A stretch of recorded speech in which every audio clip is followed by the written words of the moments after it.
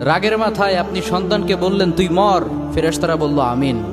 তোর ভবিষ্যৎ অন্ধকার, ফেরেশতারা বলল আমিন।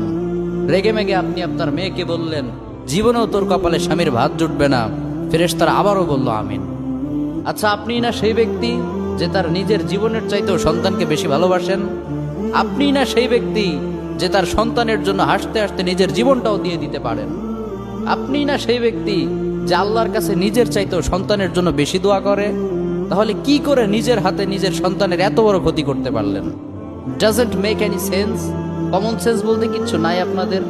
আপনারা কি জানেন না আপনাদের রাগের মাথায় বদদোয়া করাগুলো ফেরেশতারা আমিন বলে? দাওয়াতুল ওয়ালিদ আলা ওয়ালাদি, বাবা মা তার সন্তানের জন্য যেই দোয়া করে সেটা ভালো হোক কিংবা বদদোয়া হোক, আল্লাহ সেটাই কবুল করে নেয়। এজন্য খবরদার, নেভার কার্স ইউর চিলড্রেন। রাগের মাথায় কখনো সন্তানকে অভিশাপ করবেন না। খুব বেশি রাগ উঠে গেলে তার জন্য উল্টা